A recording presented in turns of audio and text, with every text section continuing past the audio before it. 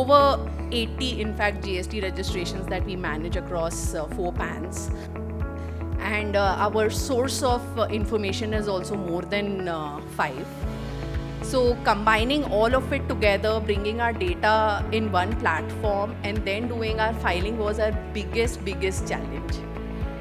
And the data is also not so very clear and not like a transparent thing that, okay, this particular sale has happened and life stops there.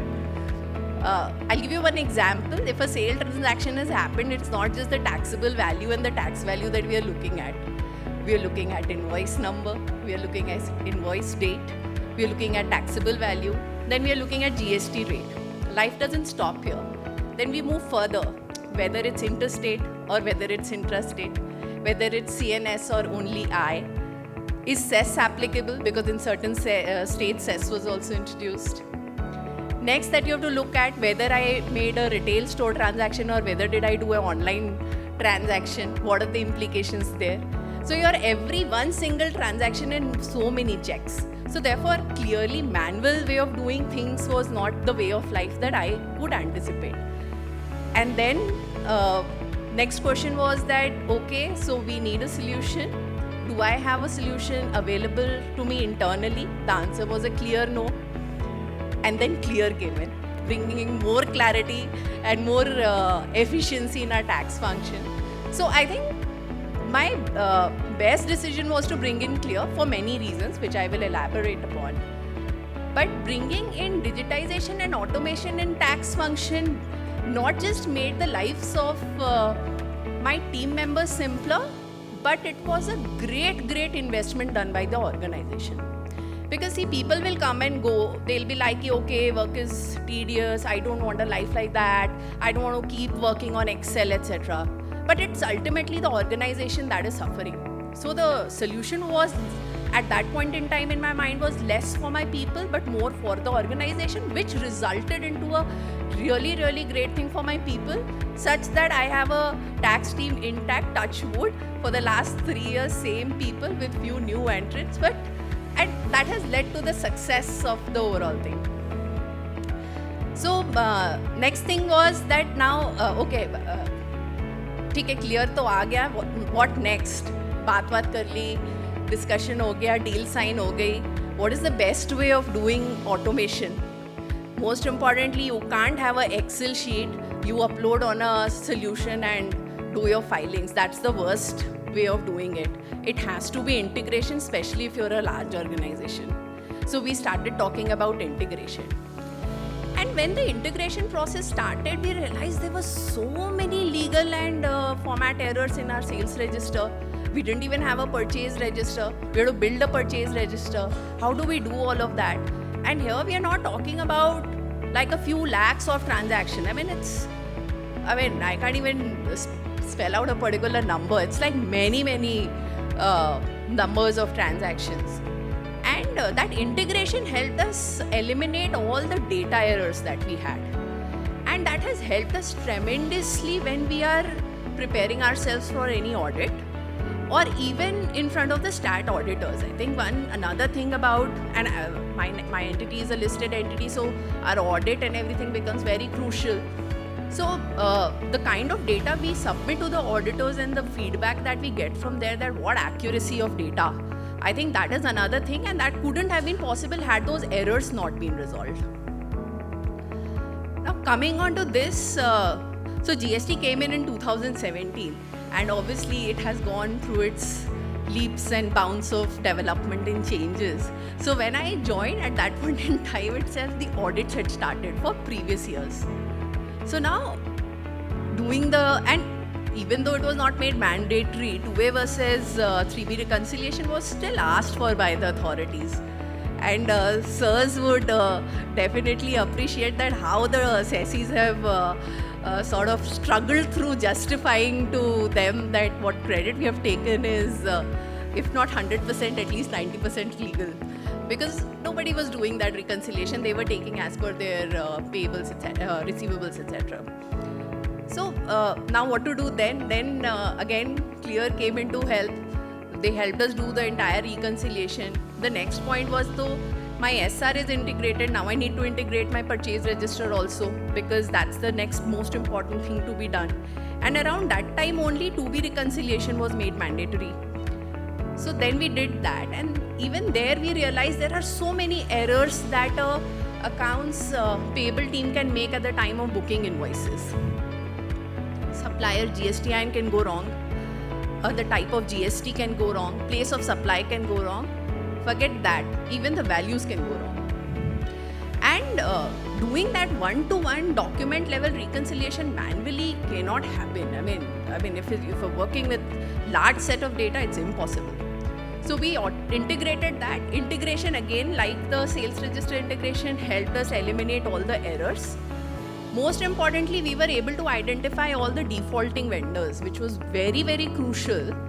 And like in that clear video you saw, that one person is saying that we should block this person's payment because he's a defaulting vendor, and the other lady is saying that, oh, we just made the payment 3 days back.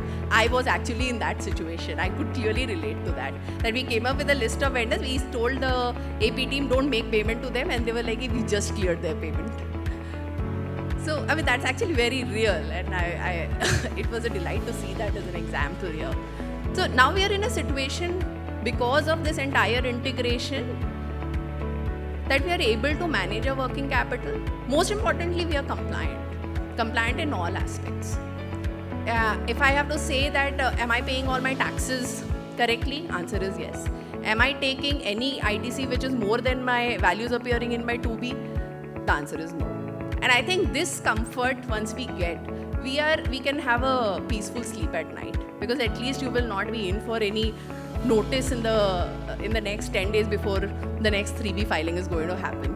Because any additional credit that you take, you cannot file your next return. I mean, that's the level of automation that has been done at the government side. And I always say in every forum that government is 100 steps ahead of us when it comes to tax digitization. So we need to keep up to that. Another thing was that after going through all this churn, just by having a automation, digital transformation, you can't, in my view, you cannot be successful, because you need a efficient team to use that, to be able to use that solution to deliver the result as required. And that was the next thing to be done, build an SOP, what steps need to be followed while you are following your reconciliation. And again, Clear came to our help at that point in time, because it had already given us enough and more checks and balances that we need to keep in mind. Another thing was training. I think in terms of training my team members, Clear representatives were very, very helpful. So all of that has given me a team who is digitally empowered, technically empowered and sound. And we are in a very safe space in terms of when we say that is my organization a GST compliant organization, I can proudly say yes. So all of this couldn't have been possible because of all this. And like Sir had rightly said also in his keynote, that human touch cannot be ignored when it comes to AI. AI only helps you to probably sanitize the data, make your manual, unnecessary data crunching work simpler, but that human touch is still very critical. In fact, we are discussing IMS implementation and all, so we are going to talk about it in more detail, but there just AI is not going to help. Manual intervention, human touch will be very, very crucial with cross-functional collaboration and making that successful. So after the success of our GST compliance solution, we moved further with Clear, and we also implemented their Clear identity solution, which automated vendor health check compliance. So with that, we're able to, and we have a master data management team, they're able to just run that check through API on a monthly basis. And whichever vendor is non-compliant, it gets blocked then and there, so no transactions happens with those vendors. So now there, it is not just GST, we are using TAN also, TAN, PAN, even bank details verification, everything happens through that. So that on an overall level is in fact very, very useful. Now, having said that automation ho gaya, digital transformation is done, SOPs are built, team is there. So what is it that the organization has really yielded from all of this? So as I hear from my top management and the consultants that we work with, there was a time when no consultant wanted to work with Arvind because the data was humongous. Clear was in fact one of them. I think where is Vishwadeep? Yeah.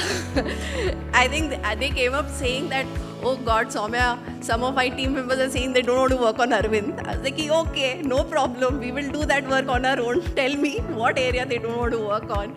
But and now we are in a place where when any external consultant or bank auditors or anybody who looks at our tax data, they don't come up with questions because it's self-explanatory.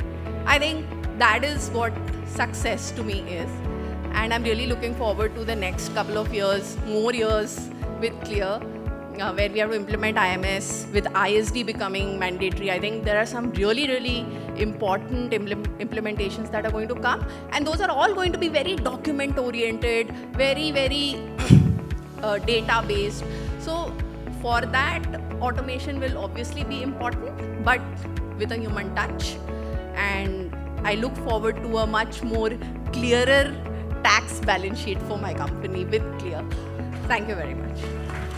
And just one thing that I forgot, I do want to acknowledge the efforts put in by Sumit and Vishwadeep, and there are a few more people like Rudranil. I can name a lot of people from Clear who have been a part of this transformation journey for me, and I really thank you all, and I look forward to working with you all in future.